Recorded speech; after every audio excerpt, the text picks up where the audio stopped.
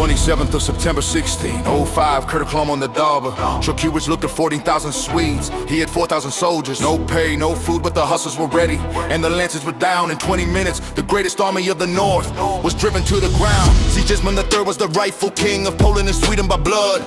Charles IX stole the throne, a usurper cold as the northern mud. Poland sent Chodkiewicz, the grand hetman of Lithuania, small but proud. 4,000 against 14,000, outnumbered but unbowed.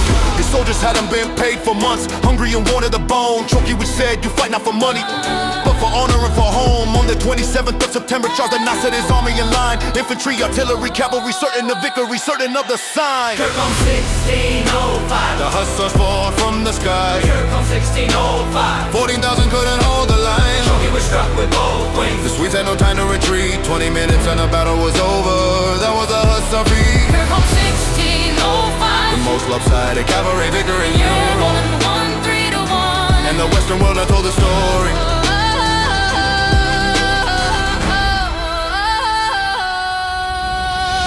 Chodkiewicz feigned a retreat. The Swedes broke formation and gave chase. The Hussars turned, lances down, wings spread, closing the space. 9,000 Swedes were dead before the Swedish guns could fire. The infantry never formed, the cavalry never rallied, consumed by fire. Charles IX fled the battlefield, barely escaped with his life. Poland had won the greatest cavalry victory in history of the continent, and strife for Chodkiewicz received no reward. The same refused to fund the war. The nobility argued while Sweden rebuilt and came back 50 years more. The Hussars fall from the sky. Kircholm 1605. 14,000 couldn't hold the line. Chodkiewicz struck with both wings. The Swedes had no time to retreat. 20 minutes and the battle was over. That was the Hussar feat. Kircholm 1605. The most lopsided cavalry victory in Europe. 1-3 to 1. And the Western world left told the story.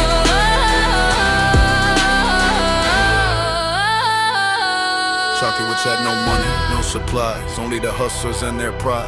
He won one of the greatest battles of the century with honor as his guide. Charles IX went back to Sweden, Poland never pressed advantage home.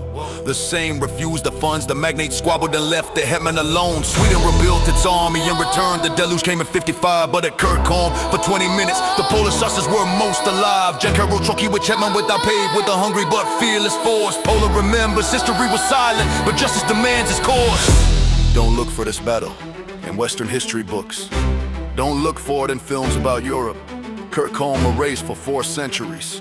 The truth is simple. 4,000 destroyed 14,000 in 20 minutes. No army in Europe ever achieved such a disparity of force in cavalry history. Chodkiewicz won without pay, without food, without the support of his own state. Husaria beats, we speak this truth out loud. Kircholm 1605. The Polish Hussars